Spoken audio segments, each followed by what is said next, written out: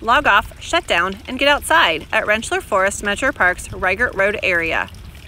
Hi, welcome to Rentschler Forest Metro Park. My name is Laura Askell. I'm the Ag Ed Farm Manager with Metro Parks of Butler County. And today we're at 5701 Reichert Road, Fairfield Township, Ohio 45011. And if you've not had a chance to come out to this park, please do so, because if you like to sit, hike, bike, fish, we've got shelters, we've got a playground, so there's lots of opportunities, so come on out and join us. Now today, we're gonna see if we can go out into the woods and find some reptiles that we have here in Butler County. So come on out, let's go see what we can find. So here's an example of one of our most common of Ohio's garter snakes. You'll notice that it's variably colored and has patterned with stripes on the darker background. Some garter snakes even have spots, and the garter snakes that live up north are completely black. Told you their colors were varied, which makes them difficult to identify. So that is why we ask the specialists, which are called herpetologists, to help us out sometimes. So I wonder how garter snakes got their name. Well, one story is because the stripes resemble garters that men used to wear to hold up their socks. And another story is the corruption of the German word for garden. You have probably heard someone mistakenly call them garden snakes, but remember, they're actually garter snakes. So these reptiles live in a variety of different habitats, going from meadows to marshes to moist woodlands, and as long as there's vegetation or rocks for them to hide under, they'll live in the suburban areas too. When a snake grows, it actually sheds its skin. You can see the individual scales in this picture, including the scales over the eyes. Don't ever disturb a snake that has gray or cloudy eyes, because they are getting ready to shed and are irritable at this stage because they can't see very well. Garter snakes are non-venomous, but they do have a mild toxin which helps subdue some of their small prey, such as insects, fish, amphibians, and rodents.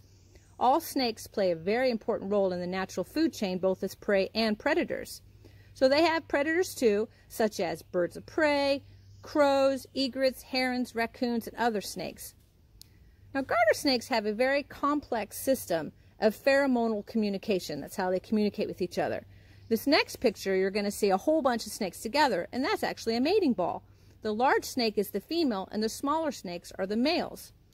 Garter snakes are what we call ovoviviparous, which means they give birth to live young, teeny tiny little pencil-sized babies that are totally independent after they're being born. Now, if a garter snake is disturbed, it will coil up and try to hide its head for protection, but it can also discharge a very musky scented secretion from its gland near the cloaca, and that's a defense mechanism to help escape the predator. Now, this is a totally different snake. This is what we call a black rat snake, but it's actually been renamed. It is now called the gray rat snake. It is the longest snake, no matter what you call it, in Metro Parks of Butler County, and it's easily recognizable by its black shiny scales on its back, and it has a light colored belly. Its throat and chin are a beautiful white color too.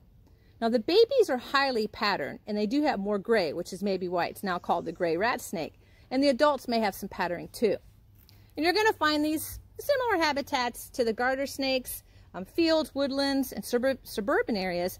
But black rats are excellent climbers, and you can see them climbing on fences and up in trees, probably taking shelters in the woodpecker holes. Now, if threatened, this snake will first stay very still, and then it will vibrate its tail. It can also coil, and it will discharge, again, a foul-smelling substance from the anal scent glands.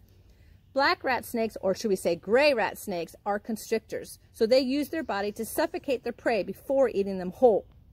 They prey on eggs, birds, amphibians, rodents, and small mammals, so they're very beneficial in controlling all of these animals. And as part of the food chain, their predators might include hawks, large birds, and some other snakes also.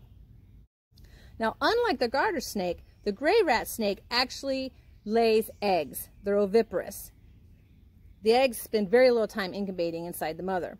The clutch of eggs is usually laid like in a hollow log or a compost leaf debris pile. Once they are hatched, the babies are on their own. You see the patterns on this baby. It definitely helps it to camouflage, to blend in with its environment. Thank you very much for joining us out here at Rentschler Forest Metro Park and looking at a couple of our species of snakes that we have in many of our different sites. So log off, shut down, get outside, and don't forget to visit our website at yourmetroparks.net to see what our next activities and topics is all about. Thank you. Log off, shut down, and get outside tomorrow with a scavenger hunt at Governor Bebb Metro Park.